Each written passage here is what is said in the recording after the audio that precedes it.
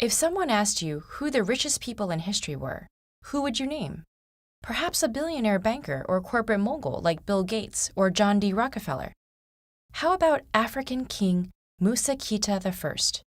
Ruling the Mali Empire in the 14th century CE, Mansa Musa, or the King of Kings, amassed a fortune that possibly made him one of the wealthiest people who ever lived. But his vast wealth was only one piece of his rich legacy. When Mansa Musa came to power in 1312, much of Europe was racked by famine and civil wars. But many African kingdoms and the Islamic world were flourishing, and Mansa Musa played a great role in bringing the fruits of this flourishing to his own realm. By strategically annexing the city of Timbuktu and re-establishing power over the city of Gal, he gained control over important trade routes between the Mediterranean and the West African coast, continuing a period of expansion which dramatically increased Mali's size.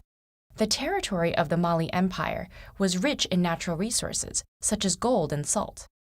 The world first witnessed the extent of Mansa Musa's wealth in 1324, when he took his pilgrimage to Mecca. Not one to travel on a budget, he brought a caravan stretching as far as the eye could see. Accounts of this journey are mostly based on an oral testimony and differing written records, so it's difficult to determine the exact details. But what most agree on is the extravagant scale of the excursion. Chroniclers describe an entourage of tens of thousands of soldiers, civilians, and slaves, 500 heralds, bearing gold staffs and dressed in fine silks, and many camels and horses bearing an abundance of gold bars. Stopping in cities such as Cairo, Mansa Musa is said to have spent massive quantities of gold, giving to the poor, buying souvenirs, and even having mosques built along the way. In fact, his spending may have destabilized the regional economy, causing mass inflation. This journey reportedly took over a year, and by the time Mansa Musa returned, tales of his amazing wealth had spread to the ports of the Mediterranean. Mali and its king were elevated to near legendary status, cemented by their inclusion on the 1375 Catalan Atlas. One of the most important world maps of medieval Europe, it depicted the king holding a scepter and a gleaming gold nugget. Mansa Musa had literally put his empire and himself on the map.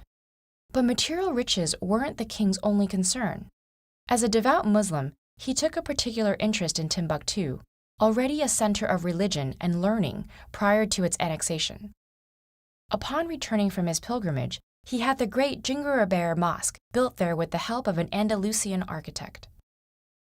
He also established a major university, further elevating the city's reputation and attracting scholars and students from all over the Islamic world.